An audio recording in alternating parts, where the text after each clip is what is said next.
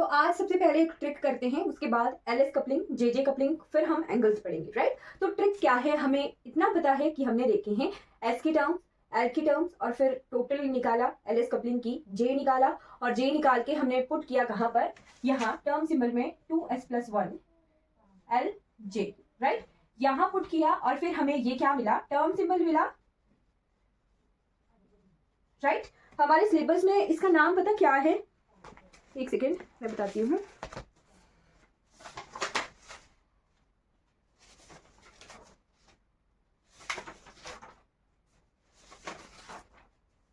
हाँ, term series करके नाम दिया है, ठीक है, टर्म सीरीज करके नाम दिया है। कपलिंग स्कीम कहा है, interaction energy levels in LS coupling. तो ये सभी चीजें हैं। आज मैं आपको वैसे ये देखते हैं कि ये टर्म सिंबल वाला जो कंसेप्ट है एलएस कपलिंग का, ये कंप्लीट हो जाए, फिर हम फाइन स्ट्रक्चर्स और हाइपर फाइन स्ट्रक्चर्स की तरफ बढ़ जाएंगे, राइट। तो ट्रिक क्या है, हमने ये देखना है, ऐसे बॉक्स बना लेना, राइट। हम यहाँ पुट करते हैं ना, और यहाँ पर जो भी एस की वैल्यू आती है उसे जब पुट किया जाता है उसके हिसाब से अपर वाला जो पोर्शन है वो हम डिसाइड करते हैं, राइट। तो अगर एस की वैल्यू होती है 0, एस की वैल्यू 0 होती है तो सीधी सी चीज है, ध्यान रखना, ऐसे ही लिख लेना, राइट। एल की वैल्यू क्या हो सकती है, 0 भी हो सकती है, 1 भी हो सकती है, 2 भी हो सकती है, 3 भी हो सकती है, राइट। एस की वैल्यू 0 है, एल की वैल्यू 0 भी हो सकती है, 1 भी हो सकती है, 2 भी हो सकती है। तो एस अगर ऊपर 0 है तो हमारे पास 0 के साथ आता है 1, है ना। तो इसके लिए टर्म सिंबल आएगा 1s, 1s। नीचे वाला जे नहीं निकाल रहे हैं हम, है ना, ये आएगा 1p, ये आएगा 1d, 1f, है ना। इस तरह से टर्म सिंबल आते हैं। जे मैंने नहीं निकाला, जस्ट मैं आपको ये ऊपर यहाँ कंफ्यूजन रहता है ना, वो ध्यान रखना है। एस 0 है तो ऊपर 1 आएगा, राइट। फिर अगर एस की वैल्यू होती है, एस की वैल्यू होती है हाफ, 0 के बाद हाफ आता है ना, 0 से बड़ा हाफ, एस की वैल्यू हो हाफ और एल की वैल्यू हो 0, 1, 2, 3, तो कौन कौन से टर्म सिंबल आते हैं हमारे पास। एस की वैल्यू हाफ है तो ऊपर आ जाता है 2, 2s, 2p, 2d, 2f, इस तरह से टर्म सिंबल आएंगे इस कॉम्बिनेशन के लिए, राइट। फिर अगर s की वैल्यू आ जाए 1, 0, 0 के बाद 1, हाफ, हाफ के बाद आए s की वैल्यू 1, और l 0, 1, 2, 3 इतना ही लेके चलते हैं, तो टर्म सिंबल आएगा यहाँ पे s1 है तो ऊपर आएगा 3, 3s, इसके लिए 3p, इसके लिए 3d, इसके लिए 3f, राइट। फिर इसके बाद कौन सा, इसके बाद क्या आता है 3/2, राइट, 3/2। तो s की वैल्यू अगर 3/2 है तो l की वैल्यू हो सकती है 0, 1, 2, 3, इस कॉम्बिनेशन के टर्म सिंबल आता है। इसके ऊपर आता है 3 आ गया था ना, 4, 4s, 4p, 4d, 4f। मतलब आपको कॉम्बिनेशन देख के पहचाना है, S1 है, L0, 1, 2, 3 कुछ भी हो सकता है। S अगर 1 है तो ये 3s, 3p, 3d, 3f वाला कॉम्बिनेशन बनेगा। S अगर 3/2 है तो ये 4s, 4p, 4d, 4f वाले कॉम्बिनेशन बनेंगे। जे की वैल्यू एक से ज्यादा भी हो सकती है, एक भी हो सकती है, ये डिपेंड करेगा जब हम इस एलएस कपलिंग को सॉल्व करेंगे। मैंने जस्ट आपको जे दिखा के नहीं दिखाया है, एस की वैल्यू से कॉम्बिनेशन दिखाए हैं। एस 0 है तो ऊपर 1 आता है, एस हाफ है तो ऊपर 2 आता है, एस 1 है तो ऊपर 3 आता है, एस 3/2 है तो ऊपर 4 आता है। ऐसे ही ये सीरीज चलती रहती है, राइट। ऐसी सीरीज चलती रहती है। एस अगर 2 आएगा तो ऊपर आएगा हमारे पास 1, 3, 5 आएगा, 5s, 5p, 5d, 5f, है ना। और s की वैल्यू अगर आएगी इसके बाद आएगी 5/2, राइट। तो यहां आ गया 6s, 6p, 6d, 6f। ये इसी तरह से फिर सीरीज चलती रहती है। तो आपको ये ध्यान रखना है, राइट। जो भी हमारे s के हाफ इंटेग्रल हैं उनमें ऊपर ऑड ऑड टर्म्स हैं, राइट, ऑड ऑड टर्म्स हैं, और जो भी हमारे 0, 1, 2 इंटेग्रल होंगे उनके साथ ऊपर जो है 1, 3, 5 ऑड ऑड है, और यहाँ पर इवन इवन है 2, 4, 6, राइट। तो ये ट्रिक भी है, इसे लिख लेना, नोट कर लेना, राइट। कल हमने ग्राउंड स्टेट सिंबल्स निकालना सीख लिए थे। अब इसके बाद डिफरेंस पता करना है एलएस कपलिंग का और जेजे कपलिंग का। तो एक तरफ लिख लेना है LS coupling,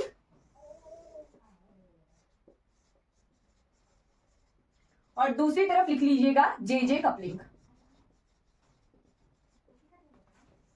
L S coupling और J J coupling. L S coupling जो होती है वो होती है हमारे स्मॉलर या फिर लाइटर एलिमेंट्स के लिए, ठीक है।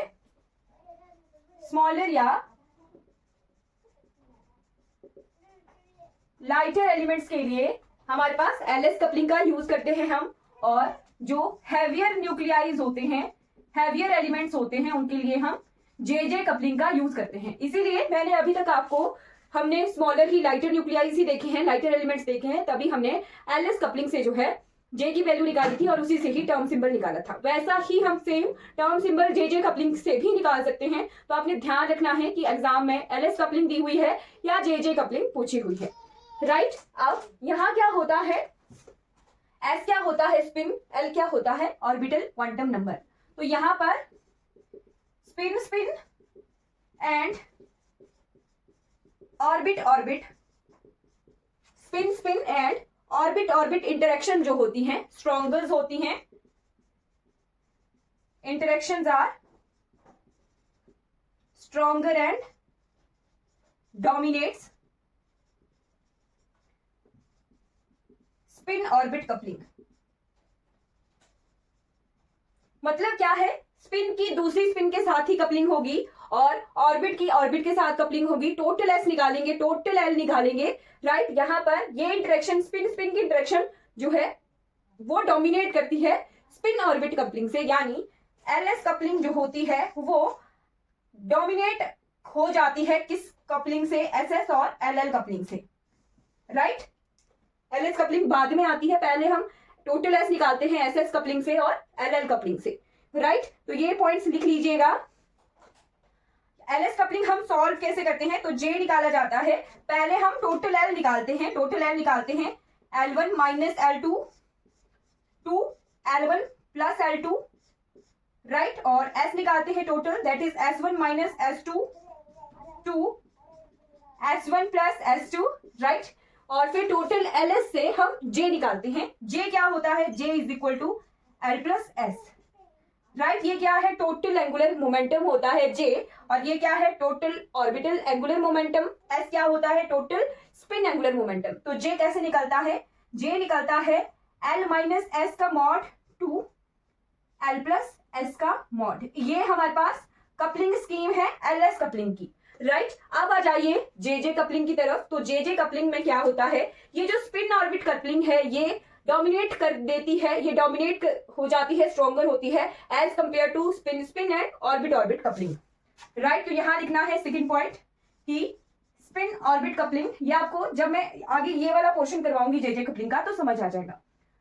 Dominates spin spin and orbit orbit coupling, right. तो यहां पर लिखते हैं, पहले हम निकालते हैं J1। क्या करते हैं, यहां हम टोटल L और टोटल S निकाल रहे थे, राइट। यहां पर हम क्या करते हैं, J1 निकालते हैं और फिर J2 निकालते हैं, फिर टोटल J निकालते हैं। तो J1 कैसे निकलता है, L1 minus S1 to L1 plus S1, और J2 निकलता है, हमें पता है हमने डिफरेंट शेल्स वाले में L माइनस S और L प्लस S वाला किया है, हर एक टर्म सिंबल का हमें पता है कैसे करते हैं, राइट।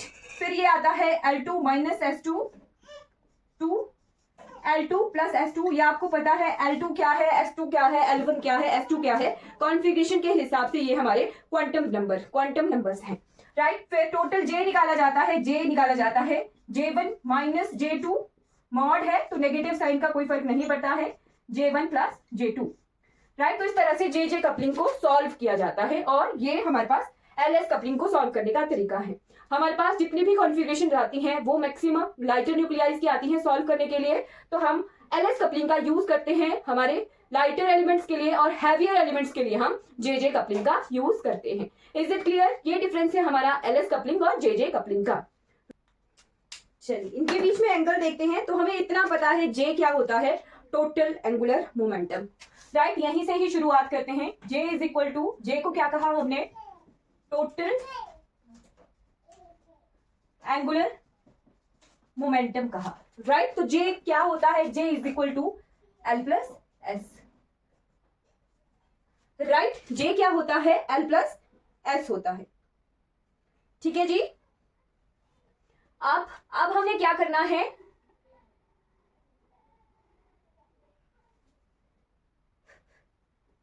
ये क्या है, वेक्टर्स है, राइट। हम क्या कर देते हैं, इनका स्क्वायर कर देते हैं, ठीक है।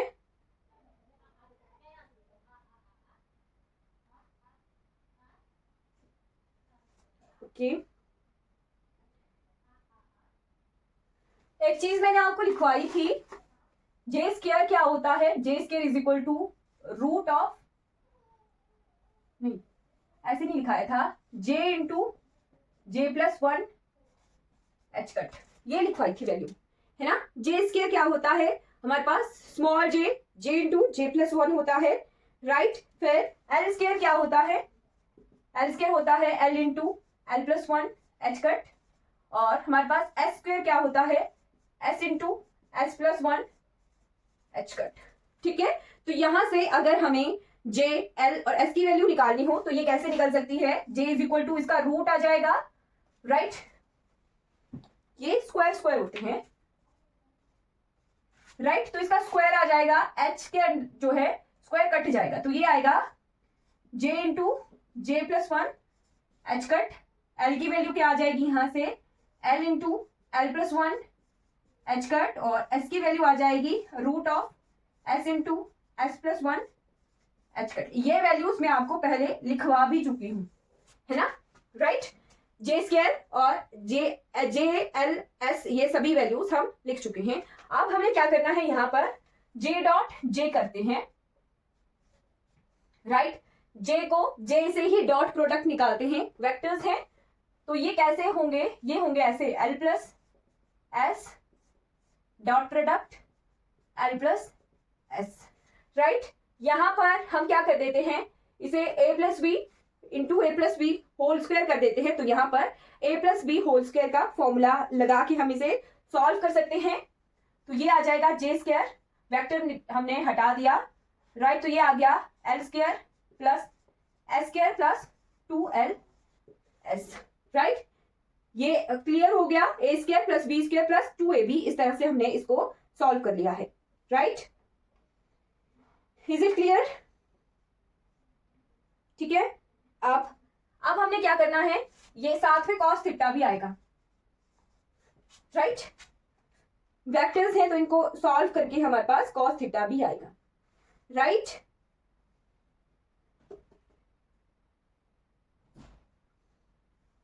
अब इस इक्वेशन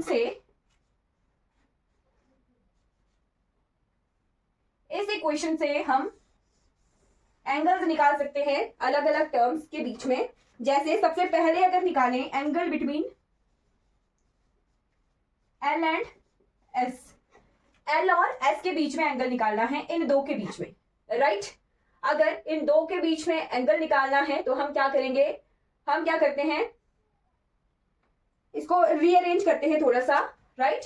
इस 2LS कॉस ऑफ थीटा को यहीं इस तरफ ले रखते हैं और इस वाली टर्म को दूसरी तरफ ले जाते हैं, तो ये आ गया जे square minus L square minus S square. फिर ये कॉस ऑफ थीटा LS के बीच में एंगल है तो इसके पी पैर में LS लिख देते हैं, is equal to J square minus L square minus S square divided by 2LS, ठीक है। ये इस तरह से हो सकता है, राइट। ये आ गया हमारे पास एंगल इन दो के बीच में, एल और एस के बीच में। अब यहां पर हम ये वैल्यूज को पुट कर सकते हैं, जे की वैल्यू या फिर J square L square S square की वैल्यू, राइट। अगर J square L square S square की वैल्यूज अगर पुट करते हैं तो हम ऐसे लिख सकते हैं, ये क्या आ गया, जे इंटू जे प्लस वन एच कट का square minus L into L plus one H cut square minus S into S plus one H cut square divided by 2 into L की क्या वैल्यू है, root of L into L plus one H cut, right, into root of S into S plus one H cut, ठीक है। ये values आ गई, ठीक है। अब यहां से एच कट स्क्वायर को कॉमन निकाल लेते हैं अगर, अगर एच कट स्क्वायर को कॉमन निकाला जाए तो बाहर आ जाएगा एच कट स्क्वायर। मैं यहीं पर ही थोड़ा सा रीअरेंज कर देती हूँ। एच कट स्क्वायर को हमने क्या करना है, कॉमन निकाल लेना है बाहर, right. H cut square common आ गया और नीचे देखिए एक एच ये है और एक एच ए है, ये दोनों आपस में कैंसिल आउट हो जाएंगे। तो फाइनल वैल्यू आ गई cos of theta L S की, जो कि आ गई, ये आ गई j into J plus one minus L into L plus one minus S into S plus one upon root of two into L root of L into L plus one root of S into S plus one. ये value आ गई final angle की between L and S. तो आपके पास क्या आता है, question किस तरह से आता है, find angle between orbital angular momentum and orbital spin angular momentum for 3D3 configuration. इस तरह से क्वेश्चन आता है, राइट।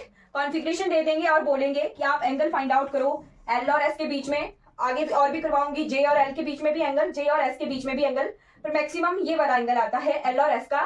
तो 3D3 के लिए इसको कैसे सॉल्व करेंगे मैं बताती हूँ आपको भी। इसे मिटा देती हूँ।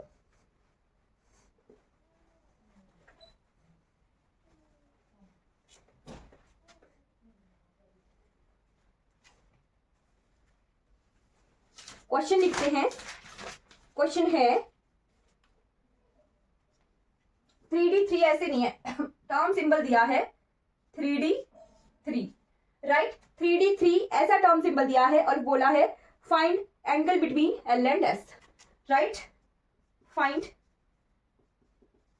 Angle between L and S for 3D3 term symbol, right. एक टर्म सिंबल के लिए आपको एल और एस के बीच में एंगल निकालना है। तो 3D3 कॉन्फ़िगरेशन के लिए हम देख सकते हैं एल की वैल्यू कितनी आ गई, एल की वैल्यू आ गई जी हमारे पास 2, राइट। एस कितना है, एस है इसके लिए, एस है 3 इंटू 2 इंटू 3 प्लस 1, तो ये कितना आ गया हमारे पास 3, क्या कर रही हूं मैं, एस की वैल्यू आ गई 1, राइट। एस की वैल्यू 1 आ गई। सॉल्व करने की जरूरत नहीं थी, मैंने आपको पहले ही बताया था कि ऊपर 3 सिंबल है तो एस 1 होगा। ध्यान रखना है, सॉल्व करने की जरूरत नहीं है, बट फिर भी सॉल्व करके मैंने आपको बता दिया, राइट। तो यहां से हमें एल की वैल्यू पता लग गई, एस की वैल्यू पता लग गई। अब हम एंगल्स को फाइंड आउट कर सकते हैं, राइट। तो पुट कर देते हैं cos of theta L S में जे की वैल्यू दी हुई है 3, राइट। तो इन तीनों को पुट कर देते हैं, ठीक है। 3 इंटू 3 प्लस 1 माइनस एल कितना है 2 इंटू 2 प्लस 1 और एस कितना है minus 1 into 1 plus 1 divided by root of 2 into 2 plus 1 into root of 1 into 1 plus 1, ठीक है। इसको सॉल्व करते हैं अगर 4 3 जा 12 माइनस 3 2 जा 6 माइनस 2 डिवाइडेड बाय रूट में क्या है, रूट में है 3 2 जा 6 इंटू रूट ऑफ 2, राइट। अगर इसे सॉल्व किया जाए तो ये आ गया 12 माइनस 8, तो ये आ गया 4 डिवाइडेड बाय 2 रूट 6 और रूट 2, 2 से 2 कैंसिल, तो ये आ गया 2 divided by root 6 into 2, right. अब यहां से इसे थोड़ा सा रीअरेंज कर दे अगर, ठीक है। इसे किस तरह से सॉल्व किया जा सकता है, इसे इस तरह से सॉल्व किया जा सकता है 2 बाय रूट ऑफ 12, और 12 को हम ऐसे लिख सकते हैं 4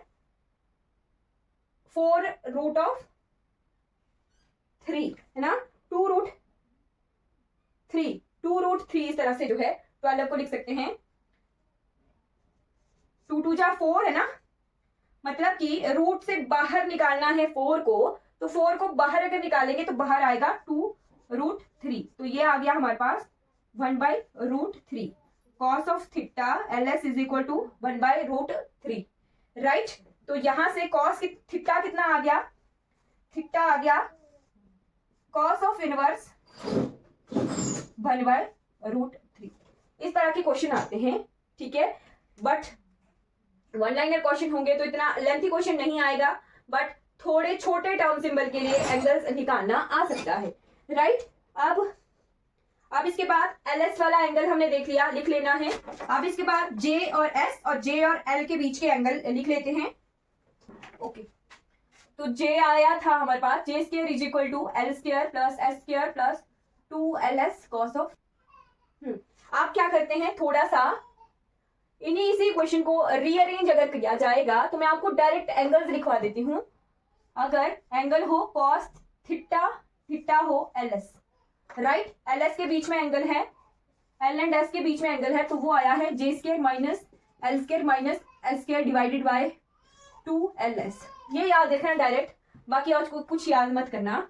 J एंड L के बीच में एंगल है, तो cos of theta JS is equal to J square, जिसके साथ एंगल है वो प्लस में होगा, L स्क्वायर दूसरी टर्म माइनस में होगी, डिवाइडेड बाय 2JL, राइट, ठीक है। फिर है एंगल J एंड S के बीच में, तो ये आ गया cos of theta J and, ये L है, J एंड S, तो ये है J स्क्वायर, जिसके साथ एंगल है वो प्लस में होगा, S square minus L square divided by 2JL, right. अब J स्क्वायर और J square, L square, S square, J L S, ये सभी की वैल्यू मैं आपको लिखवा चुकी हूँ, राइट।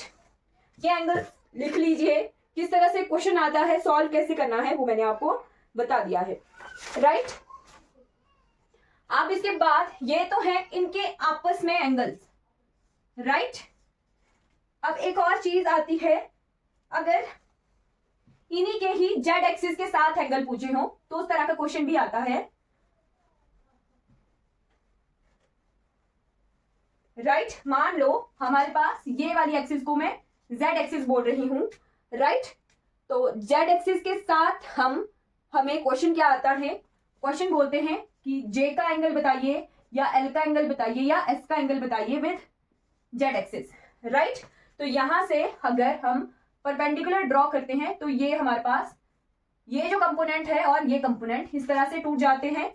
ये आएगा हमारे पास J Z cos of theta, ये आएगा J Z cos of theta.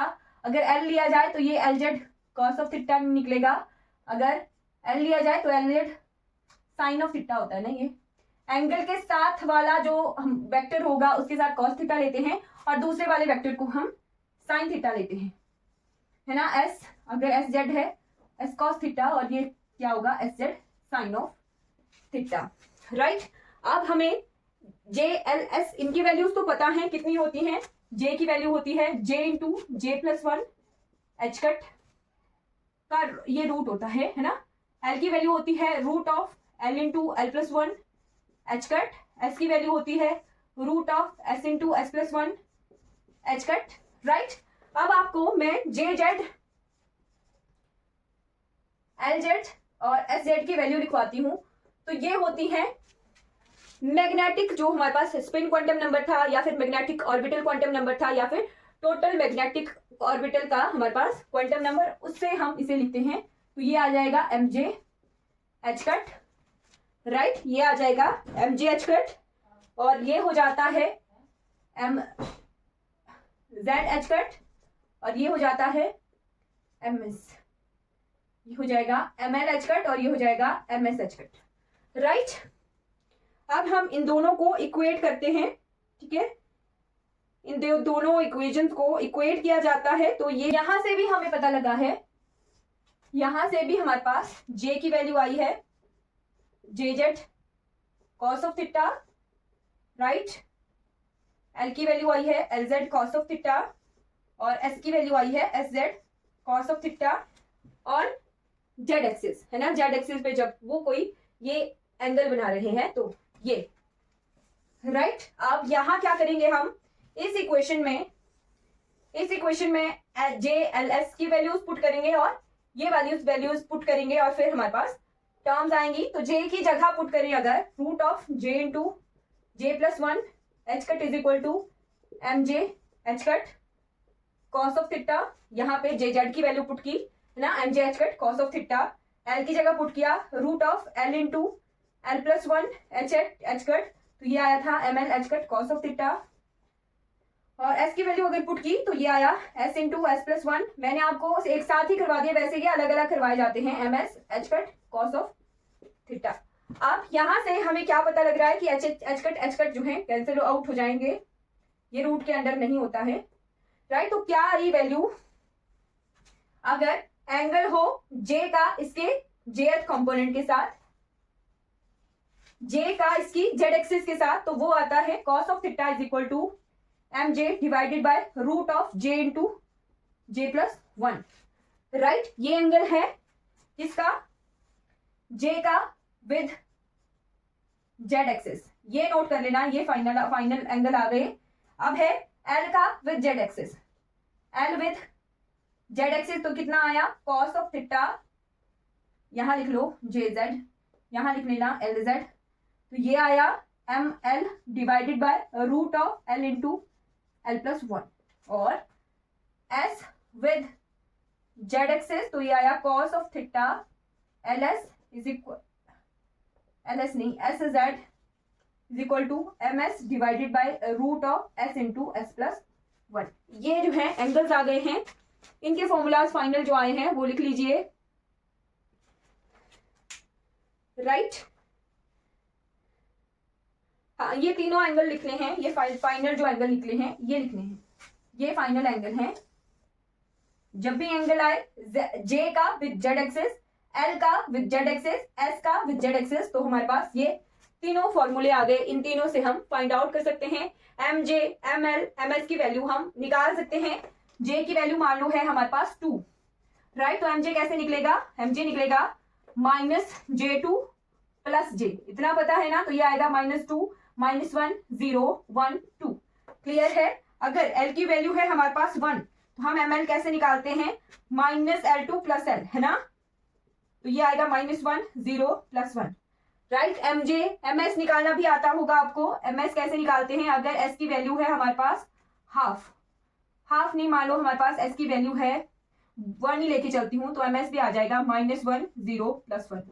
इस तरह से हम एम एस एम एल और एम जे की वैल्यूज निकालते हैं। तो टर्म सिंबल्स हमारे पास दिए होंगे, और फिर वहां से हमने जे एल एस की वैल्यूज निकालनी है, उसके बाद M L M S M S M S M J की वैल्यूज निकालनी है, और फिर जो भी क्वेश्चन में पूछा होगा वो वाला फॉर्मूला पुट करना है, उसमें टर्म वैल्यूज को पुट करना है, और हम सॉल्व करके एंगल्स को निकाल सकते हैं। Is it clear. जो फाइनल मैंने एंगल्स लिखाए हैं वो लिख लेना, वो इंपॉर्टेंट है, राइट। अब इसके बाद हमारे को 2 टॉपिक रहते हैं, वो मैं आज ही कवर करवा दूंगी, कल से फिर हम जीमन इफेक्ट पढ़ेंगे, राइट। आगे वाला टॉपिक है हमारे पास लैंडिस जी फैक्टर, और ये कई बार एग्जाम में क्वेश्चन आता है, इंपॉर्टेंट है। जी फैक्टर का डायरेक्ट फॉर्मूला है, जी फैक्टर का फॉर्मूला है जीजे इज इक्वल टू टोटल, है ना, ये होता है 1 × 1 + j × j + 1 plus s × s + 1 minus l × l + 1 divided bye, ध्यान रखना 1 अलग से है, 1 अलग से है, ध्यान रखिएगा, डिवाइडेड बाय 2 × j × j + 1। ये जी फैक्टर का फॉर्मूला है, इंपॉर्टेंट है, इसे 2j × j + 1 ऐसे भी लिख सकते हैं, 2j × j + 1, राइट। तो कोई भी कॉन्फ़िगरेशन, कोई भी टर्म सिंबल है, आप j की वैल्यू निकाल सकते हैं, s की वैल्यूज निकाल सकते हैं, l की वैल्यूज निकाल सकते हैं, और इस तरह से हम जी फैक्टर फाइंड आउट करते हैं, राइट, ठीक है। अब इसके 2 केसेस आते हैं जो कि इंपॉर्टेंट है, राइट। अगर हमारे पास हो प्योर ऑर्बिटल मोशन, अब ये प्योर ऑर्बिटल मोशन का क्या मतलब है कि जो भी हमारे पास इंटरेक्शंस हो रही हैं वो वहां पर सिर्फ और सिर्फ ऑर्बिटल क्वांटम नंबर का ही जो है कंट्रीब्यूशन है, स्पिन की कोई कंट्रीब्यूशन नहीं है, यानी स्पिन की वैल्यू होगी वहां पर 0, और एल जो है नॉन जीरो होगा, यानी एल की वैल्यू 0 के अलावा कोई भी हो सकती है। तो जीरो के अलावा कोई भी हो सकती है, तो एस यहाँ पर अगर जीरो पुट कर दें तो ये टर्म जीरो हो जाएगी, राइट। तो जे क्या होता है वैसे, J is equal to L plus S. अगर एस जीरो है तो जे एल के बराबर आ जाएगा, राइट। तो जे को हम जी एल लिख सकते हैं, ठीक है, लिख सकते हैं ना, एल जे के बराबर आ गया, तो यहाँ पर जे को जी एल के बराबर लिख सकते हैं। और अगर इसे सॉल्व करेंगे तो यहाँ पर ये वैल्यू आती है 1। ये इंपॉर्टेंट है, बहुत इंपॉर्टेंट है, जी एल की वैल्यू डायरेक्ट आती है। जी एल क्या है, जी factor for orbital motion, ji factor for pure orbital motion, तो ये आता है हमारे पास 1, ठीक है। अगर इसे सॉल्व भी करना पड़े तो ये हो जाएगा, जे एल के बराबर आ जाएगा, जे से एल कैंसिल हो जाएगा, तो ये सारी टर्म जो है कैंसिल आउट होकर जीरो हो जाएगी, और यहाँ पर जी जे 1 के बराबर जाएगा, जी जे 1 के बराबर यानी जी एल उसे लिख सकते हैं। अब सेकेंड आता है प्योर स्पिन मोशन।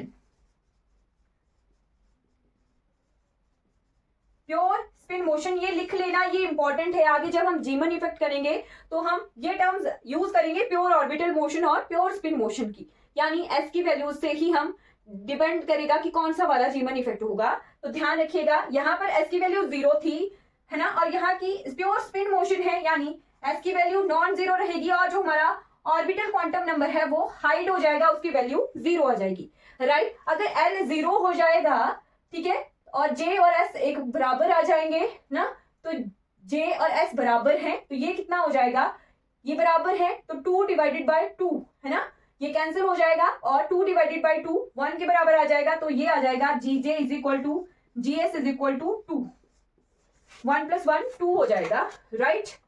तो जी एस की वैल्यू जी फैक्टर की in spin motion, pure spin motion जो है 2 होती है। ये इंपॉर्टेंट है, बहुत बहुत इंपॉर्टेंट है।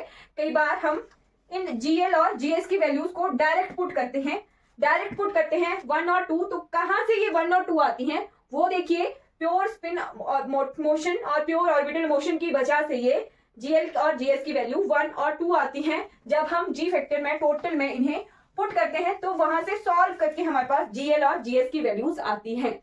Is it clear? ये जी फैक्टर के क्वेश्चन एग्जाम में आते हैं। जी फैक्टर का मैं अगर आपको क्वेश्चन लिखवाऊं, कहाँ लिखा है मैंने ये, क्वेश्चन लिखवा देती हूं मैं 46। चलिए एक क्वेश्चन कर देते हैं जी फैक्टर का।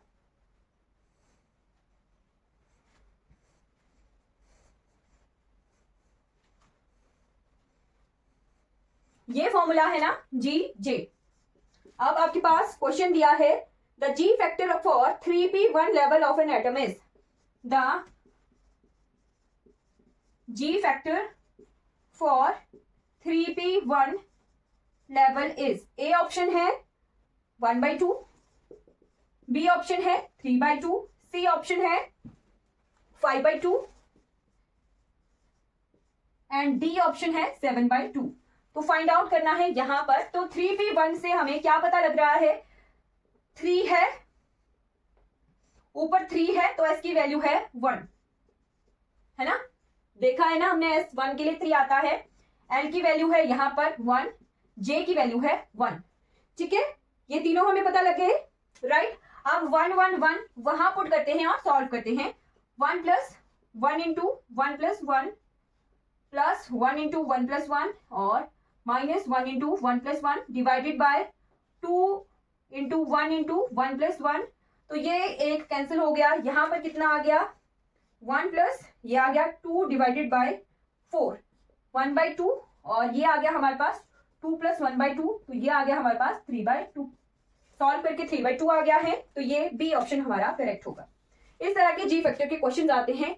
ये जी फैक्टर का फॉर्मूला आपने डायरेक्ट याद करना है, साथ में जीएल हो तो 1 होता है, जीएस हो तो 2 होता है, राइट, 2 होता है। इसका नाम है प्योर ऑर्बिटल मोशन, इसके लिए एस की वैल्यू 0 होती है, और प्योर स्पिन मोशन के लिए एल की वैल्यू 0 होती है।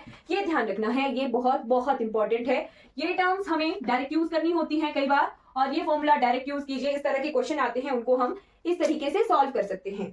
क्लियर हो गया? आपके लिए होमवर्क है, आपने 3D1 कॉन्फ़िगरेशन के लिए जी फैक्टर निकाल के भेजना है। जी फैक्टर फॉर 3D1 कॉन्फ़िगरेशन, ये होमवर्क है, इसको सॉल्व करके ग्रुप में भेज दीजिएगा। अब इसके बाद लास्ट टॉपिक आता है मैग्नेटिक डाइपोल मोमेंट, राइट। तो डाइपोल हमें ये पता है, डाइपोल क्या होता है, नॉर्थ साउथ अगर पोल हो, है ना। When a magnet dipole placed in magnetic field और it aligns in the magnetic field, तो इसके हिसाब से हमारे पास 3 तरह के डाइपोल मोमेंट आ सकते हैं। एक आ सकता है स्पिन की वजह से, दूसरा आ सकता है इसके ऑर्बिटल मोशन की वजह से, ऑर्बिटल की वजह से, और तीसरा आ सकता है इसके टोटल एंगुलर मोमेंटम की वजह से, है ना। ऑर्बिटल एंगुलर मोमेंटम की वजह से और स्पिन एंगुलर मोमेंटम की वजह से। जो स्पिन की वजह से आएगा, डाइपोल मोमेंट को हम म्यू से डिनोट करते हैं, राइट। जब किसी मैग्नेट को नॉर्थ साउथ एटम में भी जो हमारे पास प्रोटॉन इलेक्ट्रॉन है वो एज अ डाइपोल जो है बना देते हैं, डाइपोल बना देते हैं, राइट। तो वो अलाइन हो जाते हैं जिस हिसाब से, उस हिसाब से हमारा डाइपोल मोमेंट हो जाता है। डाइपोल होता ही है दो अपोजिट चार्जेस जो हैं किसी डिस्टेंस से सेपरेट हों, राइट। और मैग्नेटिक का मतलब कि दो जो हमारे पास नॉर्थ साउथ पोल्स हैं वो किसी डिस्टेंस डी से सेपरेट हो, तो उसे डाइपोल मोमेंट कहते हैं और जिसे म्यू से डिनोट किया जाता है। स्पिन की वजह से जो डाइपोल आता है, मोमेंट आती है, उसे म्यू एस कहते हैं, राइट। ऑर्बिटल की वजह से म्यू एल और टोटल की वजह से म्यू जे, राइट। अब इसका डायरेक्ट फॉर्मूला मैं आपको लिखवाऊंगी और एक क्वेश्चन करेंगे इसका डायरेक्ट फॉर्मूला होता है is equal to minus of E L का L vector divided by 2m, और यहाँ क्या है जी एस है, तो यहाँ पर जी एस आएगा, ठीक है। फिर ये आएगा माइनस ई, यहाँ ऑर्बिटल है तो यहाँ पर ये एस आना था, है ना। यहाँ पर एल आएगा, यहाँ पर जी एल आएगा डिवाइडेड बाय 2m, और ये आएगा माइनस ई। माइनस में होता है ये, क्वेश्चन में मैग्नीट्यूड पूछा जाता है ताकि ये माइनस कैंसिल आउट हो जाए, mu J divided by 2m, और ये आएगा जी जे, राइट। इज इट क्लियर, ठीक है। अब इसके बाद हमें s की वैल्यू पता है। s क्या होता है, s होता है s इंटू एस प्लस 1 का रूट एच कट, इसी को यहां लिख देते हैं, ये आ गया माइनस ई, ये आ गया ई थोड़ा सा रीअरेंज करूं ना मैं अगर, तो इसे ई को मैं यहां लिख रही हूं, right. E h cut divided by 2m, और यहां आ गया GS। इसके भी थोड़ा सा रीअरेंज कर देती हूँ, माइनस ऑफ ई आगे ले गए हैं, root of L into L plus 1, E को मैंने पहले लिखा E h cut into GL divided by 2m, और इसे भी थोड़ा सा रीअरेंज करके लिखें अगर, minus of J into J plus 1। अब आपको ये बताने की जरूरत नहीं है कि ये वैल्यूज कहाँ से आई हैं, हम निकाल चुके हैं इनको, बताई है मैंने आपको। ये ई एच कट जी जे, ये टोटल जी फैक्टर है, इसका फॉर्मूला आपको पता है 2m। अब यहां से एक चीज लिख लेनी है, बहुत बहुत इंपॉर्टेंट है, म्यू बी होता है बोहर मैग्नेटोन, जिसकी वैल्यू होती है mu V is equal to E h cut divided by 2m, right. और एच कट क्या होता है, एच कट होता है h बाई 2 पाई, राइट। अगर इसे टोटल एच कट को यहां पुट किया जाए तो ये टोटल आ जाएगा mu is equal to E h divided by 4 pi m। तो कई बार आपको ये वैल्यू आती है बोहर मैग्नेटोन की, और कई बार आपको ये वैल्यू बोहर मैग्नेटोन के एग्जाम में आती है। ये दोनों ही वैल्यूज बोहर मैग्नेटोन की ही हैं, ये दोनों वैल्यूज बोहर मैग्नेटोन के हैं। यहाँ पर हमने एच कट की वैल्यू को पुट कर दिया है, और यहाँ पर एच कट हमने सिंपल रखा है, एच कट की ये वैल्यूज होती हैं, राइट। तो अगर इसे रीअरेंज करके लिखा जाए तो म्यू एस कितने के बराबर आ गया, mu S is equal to root of S into minus है साथ में एस इंटू एस प्लस 1, यह आ गया mu B G S, right. ये है स्पिन मैग्नेटिक डाइपोल मोमेंट की वैल्यू, राइट। फिर यहां से लिखें mu L is equal to minus of root into L plus 1 mu B G L, ये है ऑर्बिटल मैग्नेटिक डाइपोल मोमेंट की वैल्यू।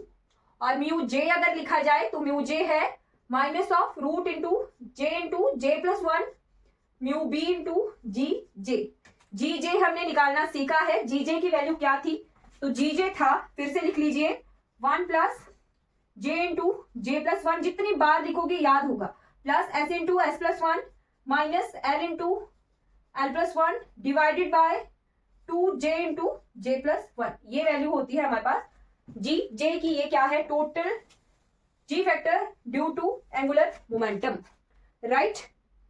Is it clear? तो ये तीनों वैल्यूज आपने लिख लेनी है, ये इंपॉर्टेंट है। कई बार ये म्यू भी ऐसे इकट्ठा ना करके ऐसे अलग अलग भी जो है दिया होता है, तो ध्यान रखना है। अब यहां से मैं आपको question, magnetic dipole moment for due to spin for hydrogen atom, ये क्वेश्चन है, राइट? Is it clear? ये क्वेश्चन है, find magnetic dipole moment due to spin for hydrogen atom. अब सबसे पहले हमें ये पता है हाइड्रोजन के लिए एटॉमिक नंबर क्या होता है? 1। कॉन्फ़िगरेशन लिखे तो 1s 1 कॉन्फ़िगरेशन होती है।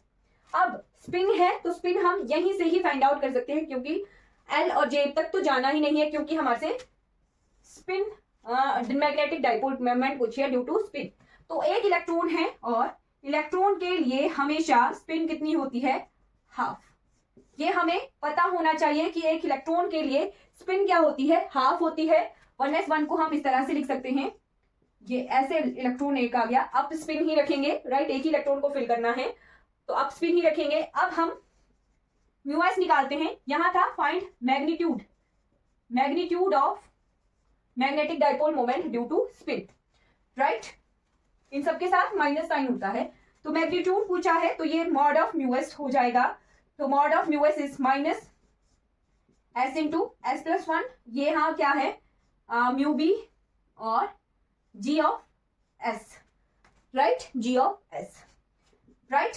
अब जी ऑफ एस है तो जी ऑफ एस की वैल्यू हमें ये पता होती है, बार बार आपको निकालने की जरूरत नहीं पड़नी चाहिए। जी ऑफ एस की वैल्यू 2 होती है, राइट? एस हाफ है तो सॉल्व अगर किया जाए, मैग्नीट्यूड है तो प्लस हो जाएगा half into half plus 1, mu B वैसे ही, और जीएस की जगह आ गया 2।